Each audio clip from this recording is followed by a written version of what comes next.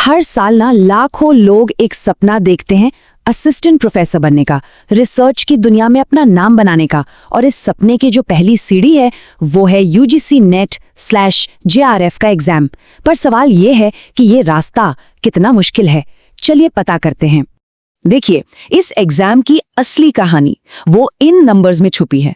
जितने भी लोग एग्जाम देते हैं ना, उनमें से सिर्फ 6% ही नेट क्वालिफाई कर पाते हैं। सोचिए जरा, ये नंबर ही अपने आप में बता देता है कि कंपटीशन कितना तगड़ा है। और कहानी यहीं खत्म नहीं होती। अगर बात करें जेआरएफ की, यानी जूनियर रिसर्च फेलोशिप की, तो ये नंबर और भी छोटा हो जाता है, सिर्फ 1%। मतलब ये टॉप 1% में आने की रेस है। और यहां सिर्फ हार्डवर्क से काम नहीं चलने वाला, यहां चाहिए एक स्मार्ट, एक सॉलिड रणनीति। एक बात है जो अक्सर सुनने में आती है ना, कि भाई पहला अटेम्प्ट तो बस एक्सपीरियंस के लिए होता है, असली तैयारी तो दूसरे तीसरे अटेम्प्ट में होती है। पर एक मिनट रुकिए, क्या ये सच में ऐसा है, या फिर ये अपनी तैयारी की कमियों को छुपाने का बस एक अच्छा बहाना है? तो आज हम इसी सोच को, इसी मिथ को तोड़ने वाले हैं।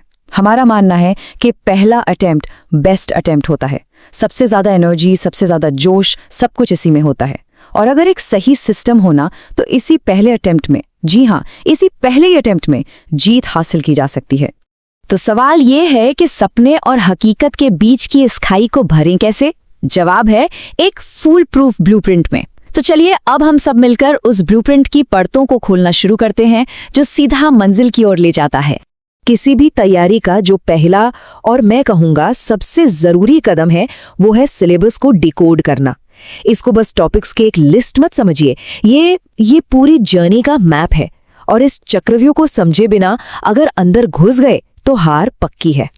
अब देखिए, इस एग्जाम में 2 पेपर है और दोनों के लिए चाहिए एकदम अलग अलग स्ट्रैटेजी। पेपर 1 जो सबके लिए कॉमन होता है ना, असल में वही गेम चेंजर है। जेआरएफ मिलेगा या नहीं, ये काफी हद तक पेपर 1 पे डिपेंड करता है। और पेपर 2 वो तो अपना सब्जेक्ट है, अपनी स्ट्रेंथ है, उसमें तो मास्टरी करनी ही पड़ेगी। एक छोटी सी पर बहुत काम की टिप है, अपने सिलेबस को अपना दुश्मन समझिए, जिसे हर हाल में जानना है। इसका एक प्रिंट आउट निकालिए और अपनी स्टडी टेबल के ठीक सामने चिपका दीजिए। रोज देखिए, इतनी बार देखिए कि हर एक टॉपिक दिमाग में छप जाए। धीरे धीरे खुद ब खुद समझ आने लगेगा कि अरे ये टॉपिक्स तो बार बार आ रहे हैं। तैयारी की सही दिशा यहीं से मिलेगी। ठीक है, तो अब मैप तो समझ आ गया, अब बारी है सही हथियारों की। इस जंग को जीतने के लिए 2 सबसे जरूरी, सबसे भरोसेमंद हथियार कौन से हैं? चलिए देखते हैं। ये है वो 2 हथियार। पहला, पिछले सालों के क्वेश्चन पेपर्स, जिन्हें हम पीवाईक्यूज कहते हैं। और दूसरा, किताबों का अंबार नहीं, बल्कि लिमिटेड हाई क्वालिटी रिसोर्सेज। बस इन दोनों का सही इस्तेमाल ही जीत पक्की करेगा। अब पीवाईक्यूज को सिर्फ सॉल्व करके छोड़ नहीं देना है, उनका करना है पोस्टमार्टम। इसका मतलब क्या है? इसका मतलब है पिछले 5 साल के पेपर उठाइए और हर सवाल की चीर फाड़ कीजिए। खुद से पूछिए, ये सवाल किस टॉपिक से आया, ये कॉन्सेप्ट बेस्ड है या फैक्ट बेस्ड, इसके ऑप्शंस ऐसे ही क्यों बनाए गए हैं। जब ऐसे एनालिसिस करेंगे ना, तब जाकर एनटीए का माइंडसेट और उनका क्वेश्चन बनाने का पैटर्न पकड़ में आएगा। और जब बात आती है रिसोर्सेज की, तो एक बात हमेशा याद रखनी है, 10 अलग अलग किताबें एक बार पढ़ने से कहीं ज्यादा बेटर है कि एक अच्छी किताब को 10 बार पढ़ा जाए। क्योंकि असली खेल नॉलेज इकट्ठा करने का नहीं, कॉन्सेप्ट्स को क्लियर करने का है। नींव तभी मजबूत होगी। तो चलिए अब आते हैं अपनी स्ट्रैटेजी के फाइनल फेज पर। और ये बहुत जरूरी है, क्योंकि यहाँ हम सिर्फ पढ़ाई की नहीं, बल्कि उन स्किल्स की बात करेंगे जो असल में एग्जाम हॉल के अंदर काम आती हैं। जरा सोचिए, एग्जाम हॉल का माहौल, 3 घंटे, 150 सवाल और कोई ब्रेक नहीं। उस प्रेशर में सबसे बड़ा दुश्मन नॉलेज की कमी नहीं, बल्कि टाइम मैनेजमेंट होता है।